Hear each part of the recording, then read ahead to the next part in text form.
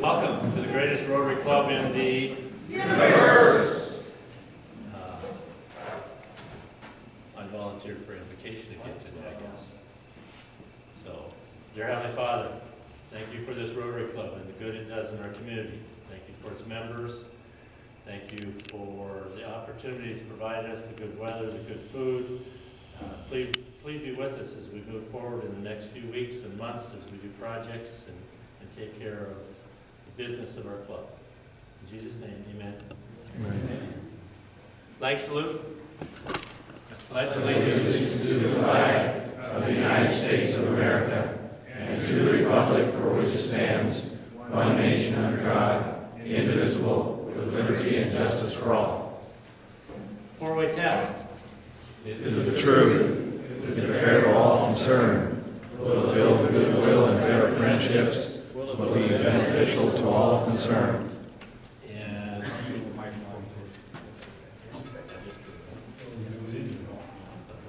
I was projecting. And Keith. That's Doug Woods. Doug is doing song today. It's only right. Should have some response. The Sergeant of Arms who's doing songs. Louis. Where's Louis? Oh, there. He's still on. Louis, are you doing a song? I can hear you. Well, you told me to do row, row, row your boat. You'll probably sound better since the mic's not on. All three verses, right? Is that right? No, just one. Row, row, row your boat gently down the stream. Merrily, merrily, merrily, merrily, life is but a dream. Row, row, row your boat gently down the stream. Merrily, merrily, merrily, life is but a dream. Merrily, merrily, merrily, merrily, life is but a dream. That's excellent. Excellent. All right, have a seat. Do we have visiting Rotarians today? Chuck, Mike, Chuck. My pleasure to introduce Mark Palmer, who's from the Mount Vernon New Club.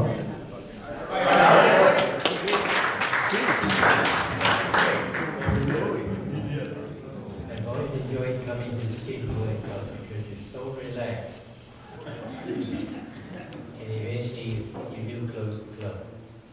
But thank you for allowing me to be here. Okay, time out. Gotta give the mic back to Art. Art, you're gonna get fined in this club if you don't tell a little bit about yourself. That's right.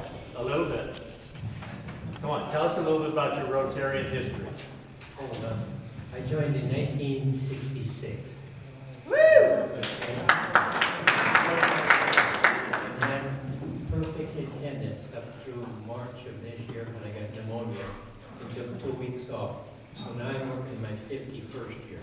Now, Art has 50 years of perfect attendance. All right?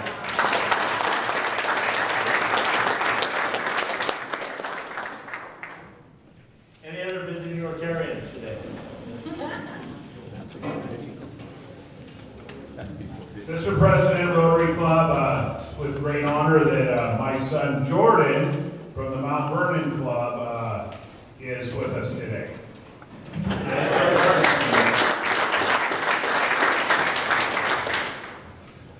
Yes, the Rotarians.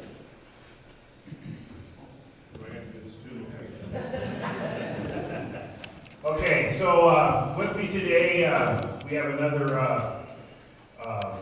Caitlin Janicki. She's the owner of Timbers Espresso, and she's married to Peter. And so, hello, Caitlin. Hi, Caitlin. And I have my wife here, Lisa, that she needs no introduction. That's good, see?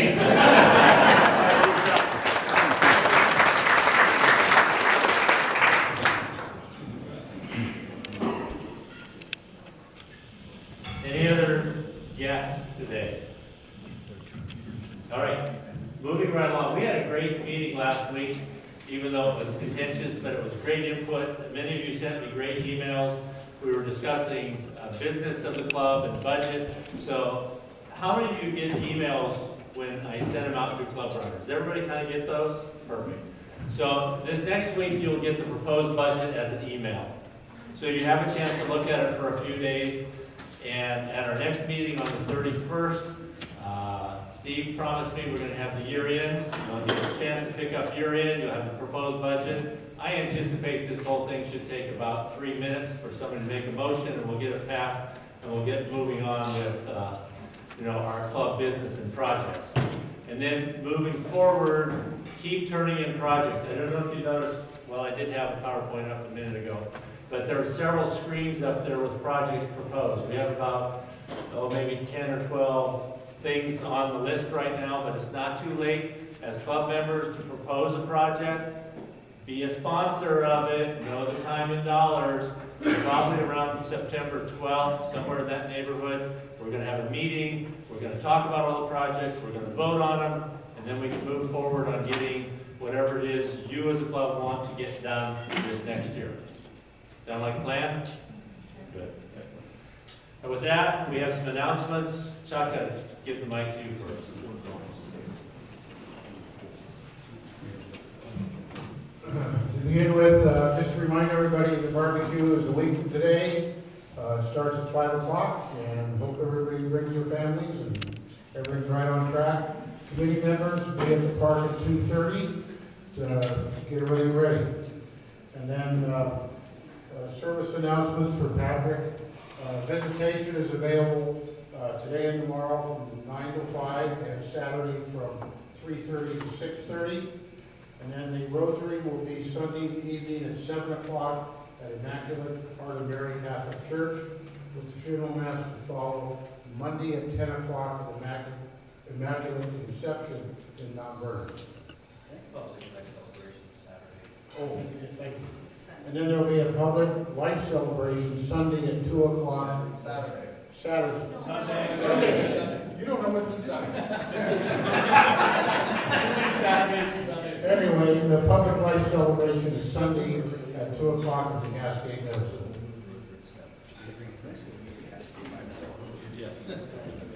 And can we take it over to Dave next?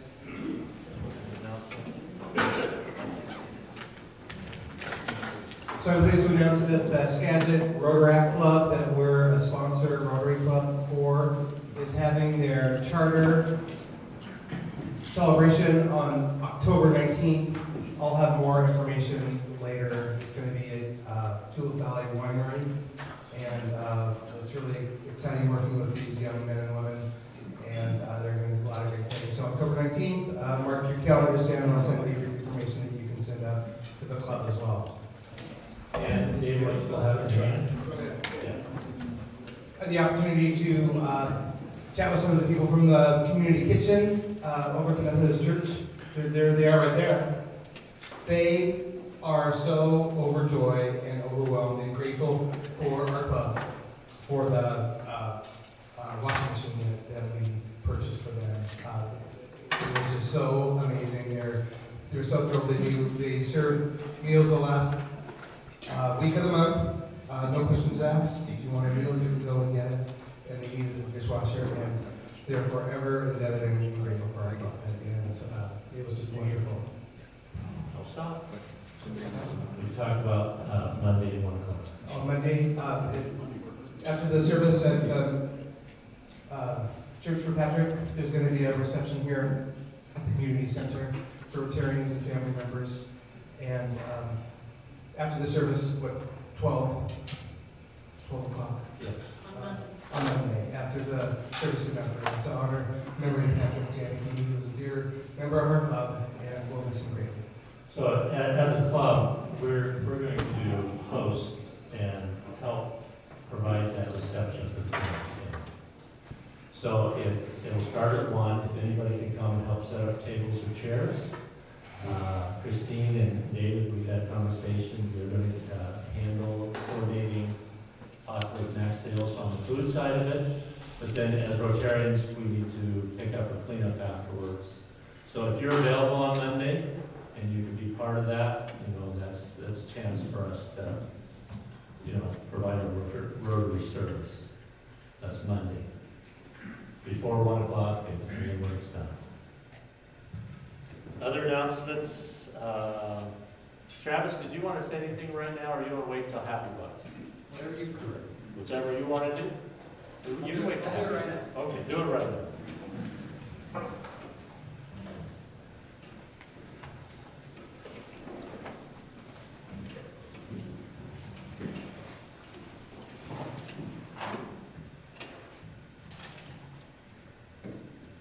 So, at the risk of sounding like a sentimental fool, if you guys would indulge me for just a moment here, and I think this actually, following that last announcement, really makes a lot of sense. But so I was on a work trip last week, and I was sitting in traffic in Seattle, hate driving to Seattle, listening to the news, and it was just one thing after another. It was hate. It was people crashing into people with cars. It was police officers getting shot, and all that time also just kind of thinking about the Jansen family. So I'm sitting there in the car thinking, how do you battle hate? How do you deal with all of this? And my first idea was, you know what, you battle hate with love and with kindness, and you got to do it close to home, do it yourself. So my first idea was to buy a bunch of flowers and sit out on the street corner and just hand them out to people and say, have a great day. But then I thought, you know what? This is the greatest Rotary Club in the universe, and you guys will help me pay it forward. So today I'm going to hand out a flower to each one of you, and just an act of kindness, and I hope you'll take that and go have a great day and spread the kindness forward. That's it.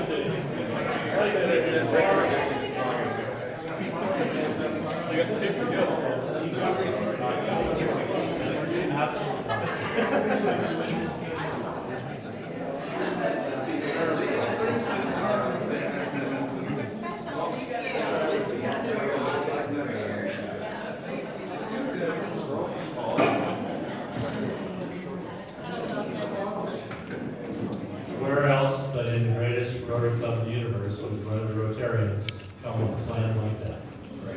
Thanks, Travis.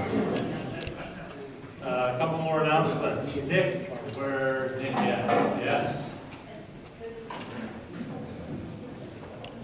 All right, my announcement is for the golf tournament.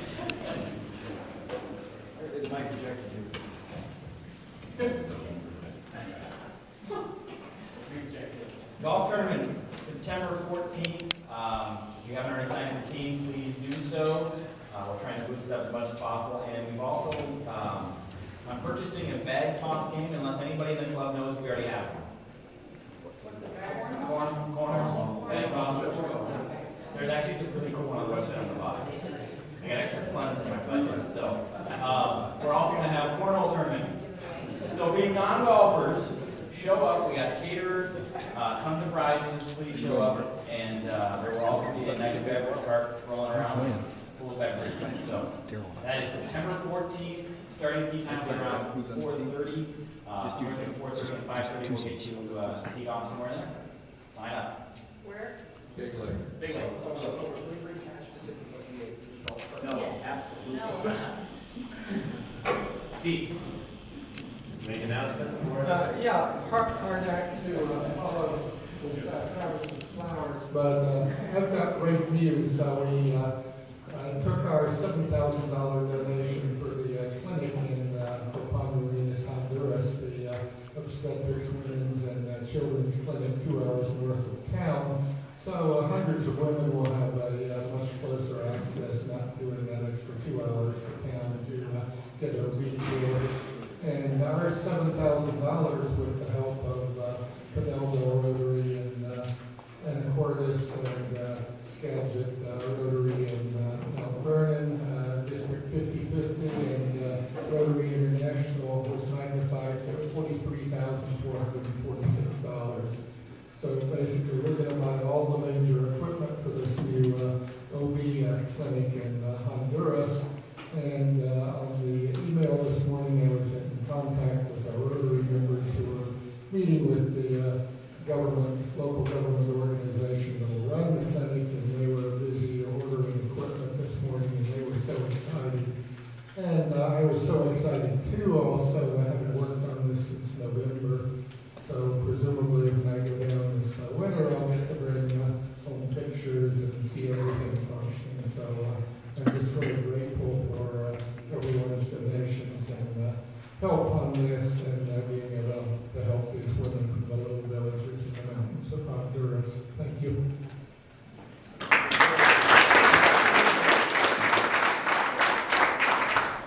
I had to fill out a form the other day for the district governor. She wanted to know if the Sedro-Woolley Rotary Club was up to anything. So there were blanks on the form to fill out. When I finished the first page, I was making copies so I could send in the second page. Then I sent a note to Carl and Teak, and I said, could you give me an update on what we're doing in the way of international projects? And the list was about 15 things. So I kept making more pages and filling in more blanks. I hope we don't get in trouble by doing too much as a club. So with that said, are there any other announcements that I missed on the floor? Yes. Yes, Mary. Number one, I'm driving a beverage cart at the golf tournament this year. Honored. Second, I have literature on every table about the Hospice Gala, which provides the correct date, which is September 9th, so that's in a couple of weekends coming up. We're running out of tickets, so if anyone's interested in coming, there's invitations there on the tables, or you can talk to me.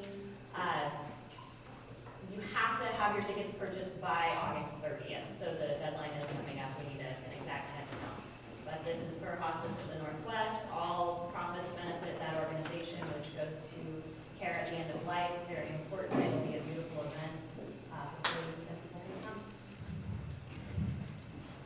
And if there's events going on in our community that, if you guys send me an email, I'll see that they get into the PowerPoint. If there's pictures, you saw pictures of the dishwasher this time.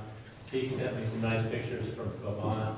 We put them up there. We've had pictures of our concert series. Obviously, some of you guys are going to get caught at the barbecue next week with a piece of food halfway in your mouth, and then we'll have to put that up on the screen. But our events, things we need to be aware of, all of our other Rotaries in the community have auctions. So it's still up there on October 7th.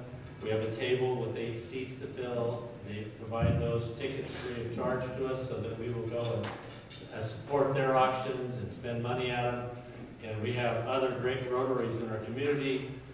I meet with presidents once a month, and so it's at least that one moment where we can fill that table up and go and rub elbows with other great people in our community. So with that, do we have a raffle? Yes, we do. Okay, we have. I like the flowers. That was a great thing. One of our families had a real tragic thing, and our whole Rotary family got hit in the gut. And it's good to have, for them to have us to lean on. And but we're going to go back and try to make us feel normal. After a tragedy like that, you want to get back to normal as soon as possible. So I'm going to put the hurt on some people. Okay, first off, well, let's do our trivia game. I got some great trivia questions. They're so hard to get. You probably can't get any of them. So if you want me to just skip over that part, pay $1. Or I can ask them. Hey, Brian, can you pick up? And put another 5 in. Dan, would you pick up, please? So, Marnie. Yes. Would you pay $1 for every cat you own?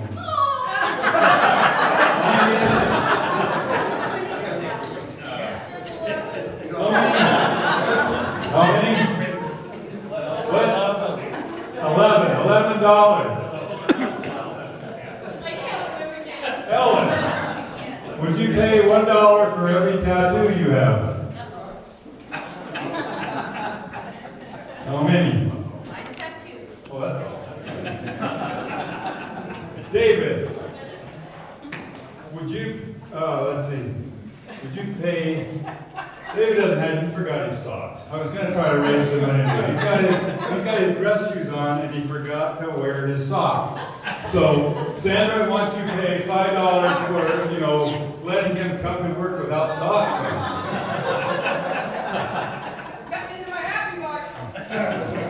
I was on jury duty here a while back, and nothing goes, Anyway, I've always wanted to be on a jury, because I think I could be fair. But this jury I couldn't, because it was those protesters out there, and I spoke my piece, and the defense wanted me kicked off. But who objected to that? So she objected to it, and I was the last one to get to leave. So I think that Rich should pay, $10 for, because you are responsible for everything that goes on in the office. I've known Dan Sims for a lot of years. Oh, there we go. Who's that? Travis. You don't have to pay because you paid it forward. You don't have to pay. Turn it off. I got $20 here because I haven't been here. Well, first, Avery Martin. Yes. You need to pay $5 because he came up to me and did the oldest, worst joke in the world. Say, hey, we got a visiting Rotarian here. We bought a place over in Winthrop. I've been building a cabin. I'm building a cabin over there, so that's why I've been gone. So. Okay, who else? Mallory. I'll pay $1 for every time you got fucked off of your new horse you just got. $3.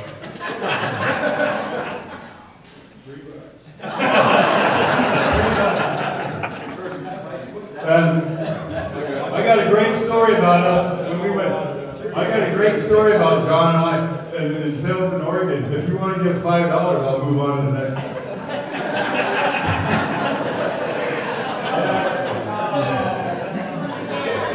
Team, you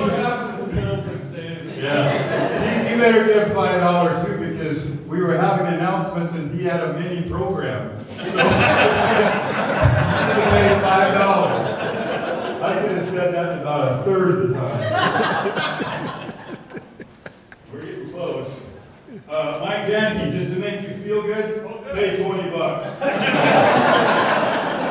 It'll make you feel better. I feel better. Yeah. I think that's about it. How about $100?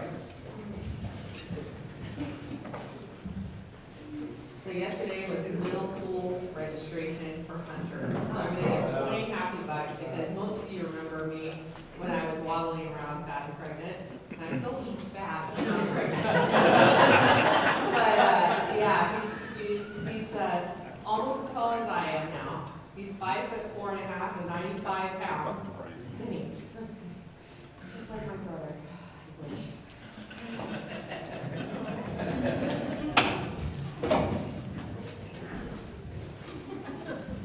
I've got one happy buck for the unique program I've enjoyed.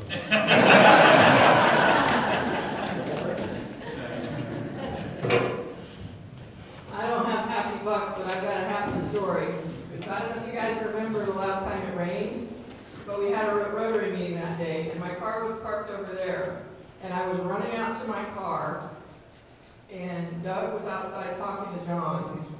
And as I ran by, Doug says, well, she's getting kind of fat. And I run by, and my head jerks. And I look at him, And he's like, talking about a horse. Talking about a horse. He said it 3 times. Talking about a horse. I've been holding on to that story for months.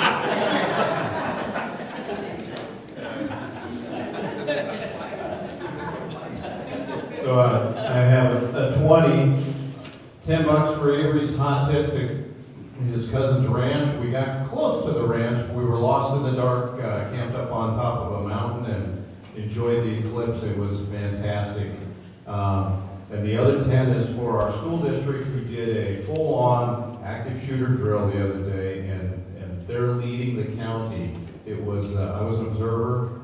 It was an incredible experience. It was emotional. You don't think so because you know it's a drill, but your brain can't get around the fact that that's in our school and happening, and people are shooting guns and students are falling down, pretending to be dead. But it was a great drill, and I'm really proud of the district for being the first to do that.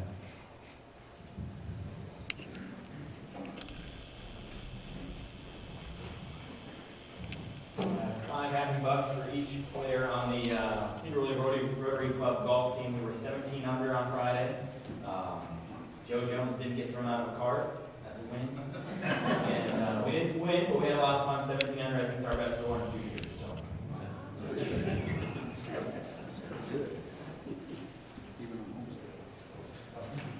Okay. Thank you, Doug. That was great. Good to have you being sergeant of arms again. By the door on the way out, I brought out the box of rosters. Does anybody in the room still need a roster for this next year? Grab 1 or 2 of them. They're over there. I'll leave them out there. We'll pick them up after. We'll do that for the next few weeks because we know summertime. A lot of people are coming and going. And there's a few changes to be made. I don't know if anybody saw it on the thing, but Travis, my fault, somehow got left off, and so he's part of Team September. So when we bring up changes to the roster, and what are we going to do with Mary Ryan? I mean, this idea of getting to serve alcohol at our auction and driving the drink cart at the golf, these are senior positions, and she's doing it. I mean, and she's immediately kind of squeezed herself into, senior positions. You usually have to be in the club for years before you get to hold those jobs. And there she is taking over. So anyway, thank you, Mary, for that. And Mary got moved on to scholarships. So if you have your book, put Mary under scholarships. Okay, with that, I'm going to turn it over to Keith. John, Doug's going to introduce our speaker, and we'll get on with the program. Early leaver, you can leave. Oh, did I mess up, Louis? Again, you're going to do it at the end. Yeah. Okay. With that, we're going to do our program. It's my pleasure to introduce Mark Freiberger, the Director of Public Works for the city. I worked for the city of Sedro-Woolley for a lot of years, and I do this with all sincerity.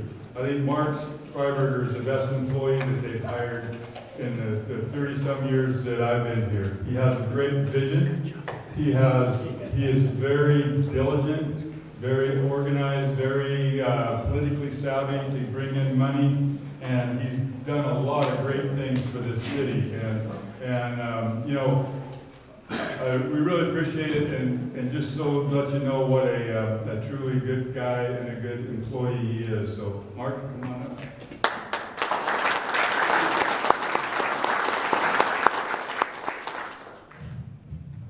Well, I was going to contribute 20 happy bucks for that good introduction, which I happen to be out right now. So we'll make that up next time and invite you over.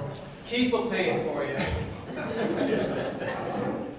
Well, thank you. It's a pleasure to be here with Rotary again and tell you a little bit about what we have been doing this past year, this year currently, what we're planning to do next year, and then I want to give you a little hint of what we've got planned down the road in the longer term. So we'll go through those one at a time. So first, the 2017 projects.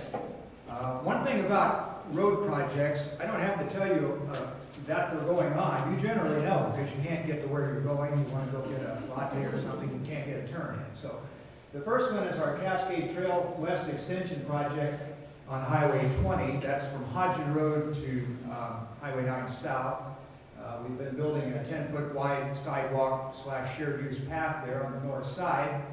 That connects into the system that we had already completed from Highway 9 South all the way to Township Street over the last few years. So now a person can stay off of the shoulder from one end of the city to the other. I was reminded this morning that I've been working for the city for 10 years, and it seems like it's passed in a flash, but basically we've completed all those trail projects, those sidewalk projects, since 2008, 9, in that vicinity like that. So I think they've been good additions to the city.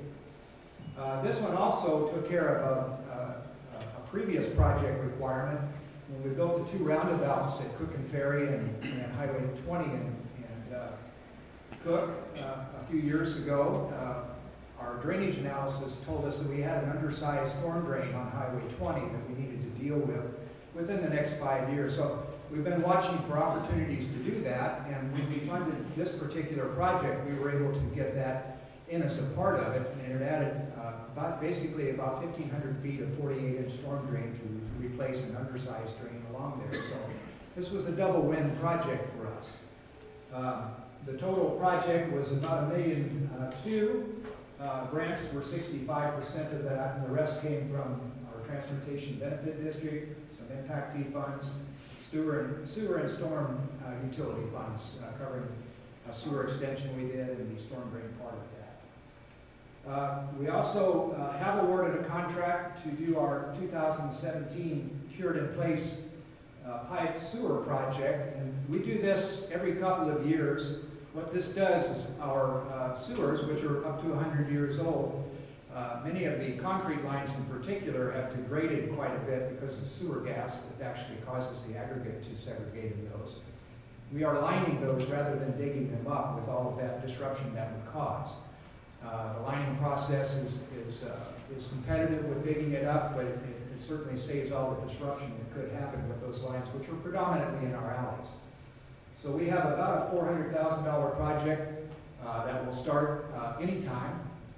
One of the first orders of business is to reline the sewer line that's actually under the old State Street School building itself. We'll do that before school opens, hopefully. That one is funded from our sewer fund, and we also have a 150 feet of storm drain that we're going to line as a part of that project as well. There's an old line crossing under the Highway 20 at Township Street that is deteriorated and causing problems there. You may have driven through some of the potholes that's caused over time. So that's a part of the project as well. We also are going to do a sewer manhole repair project. We do this again annually as well, part of our sewer utility thing. It's a double project this year. We normally do 50,000. We're doing 100,000, and that'll line about 20 sewer manholes. So, in addition to that, we've been quite successful at obtaining funds from the Transportation Improvement Board in the city. I haven't added it up, but it's many millions of dollars have come into the city for our projects over the last 10 years. This year we had one that just came out of nowhere. As a result of the harsh winter that we had statewide, the governor, or actually Transportation Improvement Board at the governor's urging, put together a special program to just give money to agencies so we could do some repairs on roads that had frost heave damage. And so it was $50,000 per agency, so we put together a quick project and did that, and it's complete. About $80,000, and you've seen that various places on Township, on State Street, North Reed, Sap Road, rectangular patches, that's what that was. We threw in another $30,000 to both provide the match for the project and to do some others that were in the vicinity while we were there. We also did a crack sealing project. That's a preservative technique that we try to do every now and again. When the pavement starts to age, when it gets up to 10 years, you'll start seeing cracks in it. If you don't deal with those, what will happen is they will extend and they'll propagate and they'll become alligator cracking, and then they'll start being potholes. And so we're trying to get ahead of that preserve the pavement life for another 5 to 7 years by doing that. We did State Street, we did Cook Road, we did the roundabout at Cook and Ferry, had some cracking there that needed to be handled, and various other places in town. That was an $84,000 project, and it did 52,000 lineal feet of cracks. That project was funded by our Transportation Benefit District again. The overlay project that we did and the chip seal project, the next two, those are both public works operations projects.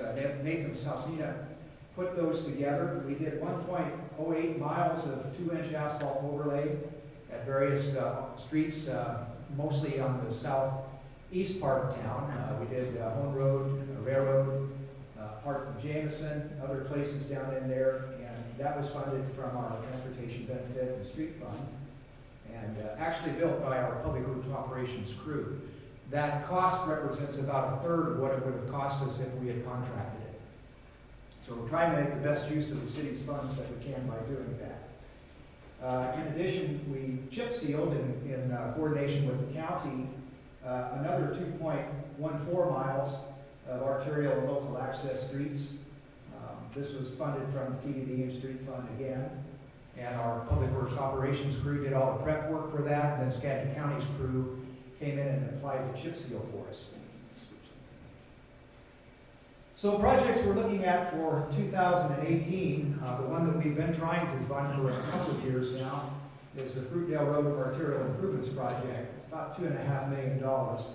That'll rebuild Fruitdale from Margarville all the way to the north city limits, including the area where it's closed due to a landslide. It's been closed since 2013. We've been looking for an opportunity to come up with some funds to do that repair work. It's going to be relatively extensive, involved extensive excavation and some fancy retaining walls to make that permanently fixed. It's been sliding ever since the county gave it to us some years ago and even before that. We anticipate a TIB grant of about $1.8 million for that. We made application for that on the 18th. We'll know on November 17th. Skagit County has already granted $400,000 in an economic development grant to that. And this project is a part of the larger Swift Center partnership that is between the Port of Skagit and Skagit County.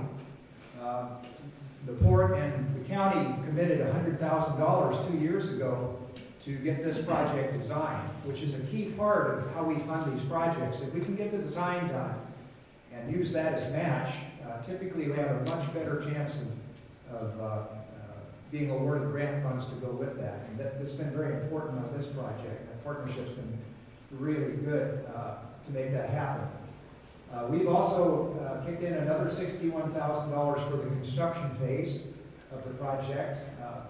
The county, the city, and the port each put up $100,000 for the original design work. I don't know if I mentioned that.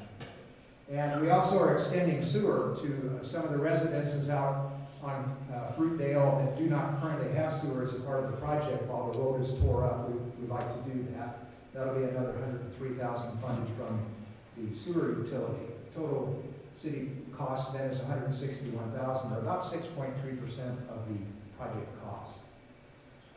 Another project that we have applied for TIP funding is our West State Street overlay. About every 2 years, we seem to get funding from TIP for doing overlays. We've done John Liner Road was done 4 years ago. We did 3rd Street 2 years ago. We also did Jameson and West Nelson somewhere in the last 6 years. The one that we have next in our priority list is West State. Anyone who uses that, and I know you all do, we have about 8,000 or 9,000 vehicles a day using that route coming from Highway 20 all the way out to Township. So it gets a lot of wear and tear. The John Liner Jones Trail Corridor project, this is a future project that we're looking, I think the slide might have went a little too far on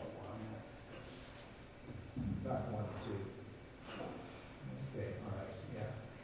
Go down 1 now. Okay, so other 2018 projects that we're planning for, we have some funding through, again, the Skagit County Economic Development grant of $300,000 for doing some lane widening and sidewalk work on SR 20 between Township and Fruitdale Street.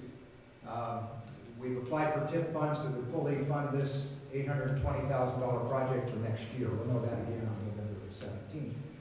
And then we have our planned sewer pipe project and our manhole project also there for about $350,000 between the two of those for 2018. Now, next slide. So, significant future projects. One that we're working on now, in fact, we have, the council has allocated $100,000 in transportation benefit district funds to do a scoping study, basically to confirm the alignment where the right-of-way will be needed, and the other preliminary things that are necessary to plan a project of the magnitude I'm going to tell you about. It's about a project made up of about 7 phases, almost $20 million, that will provide an alternative east-west corridor on the city north of Highway 20. We have Jameson Street in the south, which works in that way. It takes 3,000 to 4,000 vehicles a day that are traveling through Sedro-Woolley off of Highway 20. Highway 20 itself, however, as you all know, has a lot of traffic, especially in that piece between Ferry Street and Township. We have almost 20,000 vehicles a day on there. And I actually live just north of City Hall on the north side of Highway 20, and so I walk that frequently, and I'm finding it's harder and harder to find gaps for me to jaywalk to get across Highway 20 there. So, I'm very interested in trying to get some of that traffic off of the route. I'm glad you retired, Doug. There's a slide that shows that, and a couple more down, if you go 1, 2, yeah, right here. Not very visible, but basically what this project will do is Jones Road and John Liner Road, or Jones Road goes to the railroad crossing. I can't see it very well on there. It's somewhere in this vicinity, and stops at a 23-foot high embankment that is the railroad grade in that location, and then it continues as Jones Road on this side, the west side, and then John Liner Road on the east side, to Highway 20.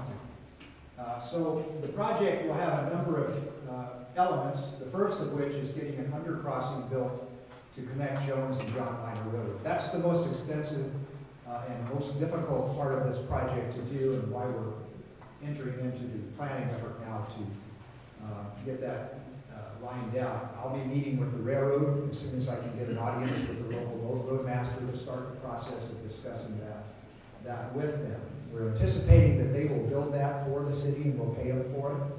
That's generally the way it works best for the railroad. It will include intersection improvements at Highway 9, McGargle, and John Liner Road. Don't know what that'll look like yet. You know we like roundabouts around here, but I'm not sure there's enough room for that, but it'll at least be a signal upgrade at that location. It includes filling in the piece of John Liner Road from the railroad to Reed Street. The right-of-way already exists for that.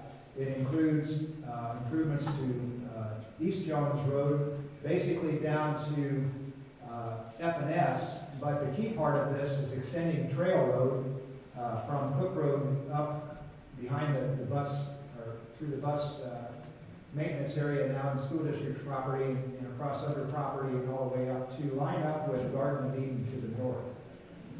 What this will do, if we're successful in getting this done, is allow our local traffic that currently has to come all the way down to Highway 20 and enter into that 20,000 vehicle queue to make their east-west motions to get over to Cook Road or to the western parts of the city without hitting Highway 20. We would hope that would take 4,000 or 5,000 vehicles a day off Highway 20 and delay the day that we have to look at trying to 5-lane Highway 20, which would be extremely expensive and very difficult to do. So if we will go back to that previous slide, one more.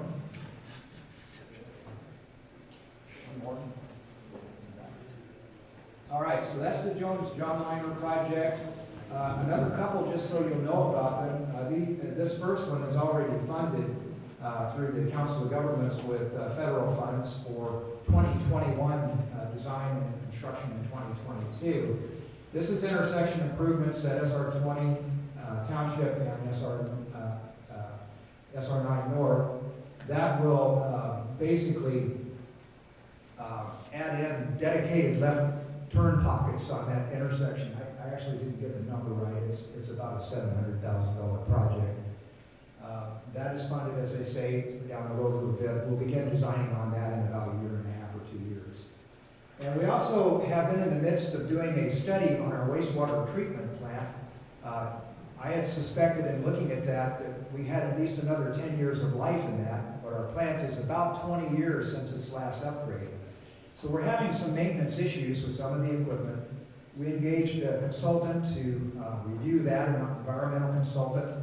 I had them, the first phase of that was to look at the condition of the structures and the equipment and verify what the life expectancy is, and to give us an idea of when we would need to replace major pieces.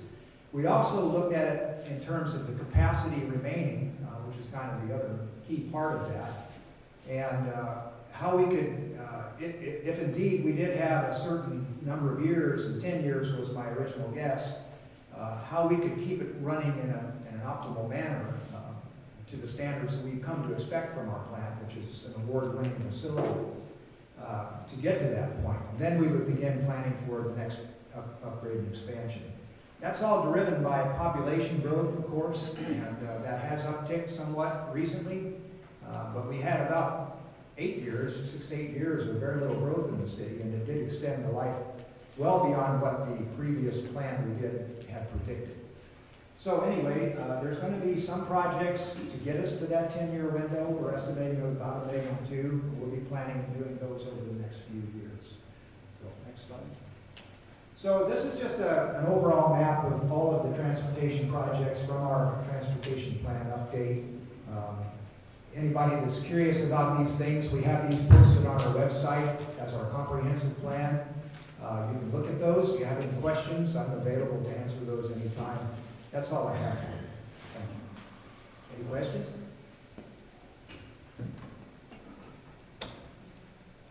Do we have the other mic out there for John? Right here. John, right back here. Mark, we got a question back here for you.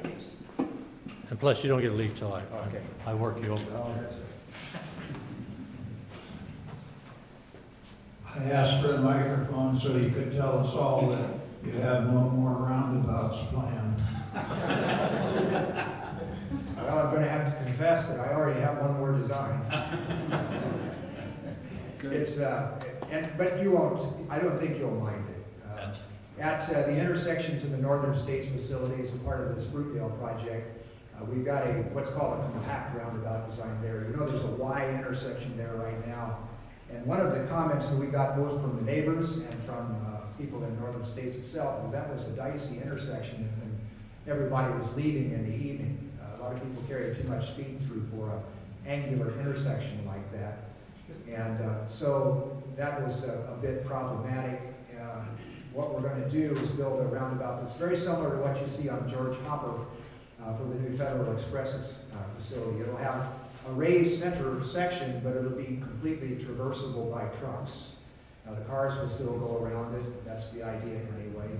And that'll allow both the trucks to service the site safely, but it'll also control the traffic coming in and out. Yes, sir. The roundabout by Les Schwab, that looked like it was intended for additional commercial industrial use, but there hasn't been much since then. Is there a further plan for that? Yes, there was a binding site plan that was supposed to build that road all the way to Jones Road when we designed and built that roundabout. We actually partnered with Pat Rimmer when we did that. He donated the property for that leg going into the facility and was cooperative in moving his alignment shop to the new structure that's there now. With the recession, that basically died away, and he's just trying to peddle the property now. There have been a few interested people in that, but nothing definitive to date. I actually showed that on that one map. There is a plan to extend that road up to Jones Road. We've got it in our comprehensive plan, and eventually, we've always looked at that as being a developer-driven project, but it's one that we could build ourselves if it becomes necessary to do so. That's actually one of the phases of that Jones-John Reiner project. As a result, they provide a near-term connection back once the railroad undercrossing is built. Yes, Mark? Mark, we've talked about this before, but that intersection on Trail Road and Cook Road, is that going to eventually, in your mind, be a roundabout that would connect it out? Well, now you're trying to get me to reveal things that I don't know yet. Have you looked at that? Have you considered that? Well, it's an ideal location for a roundabout, and I know a lot of people don't like to hear those things, but, you know, those things work. They just work. And that's the thing that I found with, these are actually the third, fourth, and fifth of these I've built over the years that I've been in this business. And every single one of them has had a similar reaction. First it'll be, oh heck, this can't possibly work, and then we build it and we just don't hear anything more about them. The accidents essentially go away. We do have a few, I'll admit, on Highway 20 and the new roundabout because of the traffic volume. But they're all slight, very low property damage, and certainly nothing like the T-bone crashes you can get with the signal that they generally replace. So that's a tool in our toolkit for all of the intersections on that Jones-John Reiner corridor project. Whether that's going to be cost effective, we won't know until we do the planning for it. Yes, sir. It's kind of a two-part question. How is the traffic flow on Jameson from from your original studies to the actuals? And then is there any plans on doing some right-of-way extents? I know that there are times in the evenings there's a lot of traffic on that road, and with all the parked cars on the side, it gets pretty tight through there. It's in our comprehensive plan to do some upgrades on Jameson, and it's fairly limited right of way, so what it would probably look like wouldn't be popular, and that is we would take away the parallel parking and add 2 lanes. It's not near requiring that though at this point. What we're seeing, we had predicted somewhere around 3,000 to 4,000 vehicles a day on Jameson, about 3,000 at opening, and then gradually going to 4, a little more than that over the 20-year window. And we're right at 3,000. That's what our counts from this year have shown us. I'll also address roads because the county residents out there are regular callers of mine. We had a couple of public meetings before we built that project, and we included in our study, looking at that before and after, and the traffic has tripled on roads, but that's one of those numbers that you've got to take with a grain of salt because it started at 400 vehicles a day and it's now 1,200. That's still not much traffic. You can stand in the middle of Rhodes Road most times of the day and not have to worry about it too much. But at the peak hours, you do get a little bit. And one thing we are seeing is there are some trucks that are bypassing the highway using roads. And we're working with the county engineer on that. We had proposed that be load limited at the beginning of the project, but they rightfully told me you can't do that until you have empirical data to go by. They've got that now, but it's still not a huge amount of trucks, but nonetheless, that road's not really meant for that curve you have down by the barn there, and so that's an ongoing discussion. Mark, I got a happy buck for you. I had the privilege of being on the selection committee when I was on the city council, and we went through about 2 or 3 applications, and I had to say, the moment I saw yours, you were a shoo-in for me, and I appreciate what you've done for the city. I also appreciate what you've done for Skagit surveyors. That's the other happy buck I have here. Because most of those projects, we've done the staking on them, and I guess they do work. So, and part of that happy buck for Skagit surveyors is I haven't personally met Jordan, and I know that he's an engineer, and I don't think you have a survey component for your business. The Skagit surveyors is for sale, and if you hook up with Skagit surveyors in Sedro-Woolley, you're a shoo-in for some of these projects. That's a lot.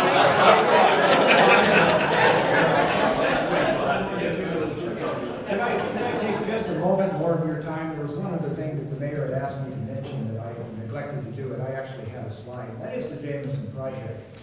It was actually completed and opened at the end of 2016. We had some remedial work that we completed in the spring of this year, and it's fully done and fully accepted now. That particular project is an example of how we fund these jobs, but it's actually the best one we've had. Of that roughly $2.8 million project, the total cost to the city was $29,000.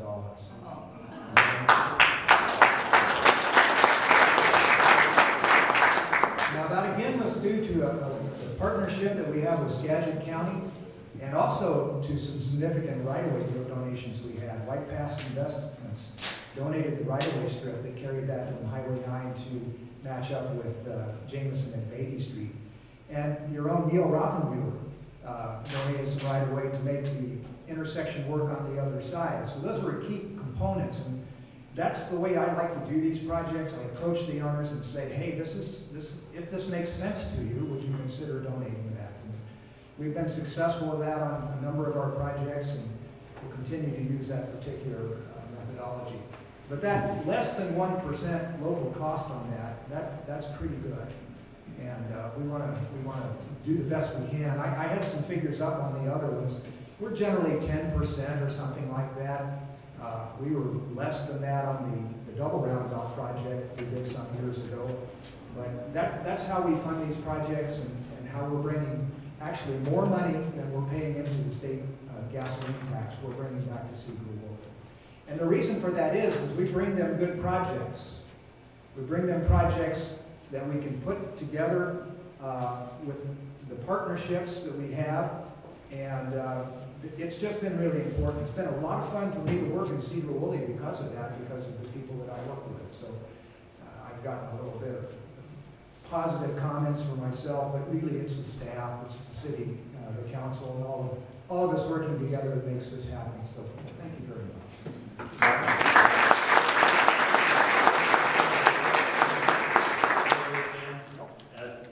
Bringing a good program for us today. Thank you. We are out of time, so I'm going to thank Art for being at our club today. That's awesome. Jordan, Caitlin, Lisa, thank you for being guests at our club today. There will be an email coming out reminding you of the memorial services, so you just get that reminder. Check your email so that you can attend this weekend. Monday, we are hosting, so anybody that can be here at noon, help set up tables for the reception. I'll have the building unlocked, and we will handle that reception. Don't forget, 1 week from today in the evening, get your families together. We have our universe famous salmon barbecue that'll be happening that evening at Riverfront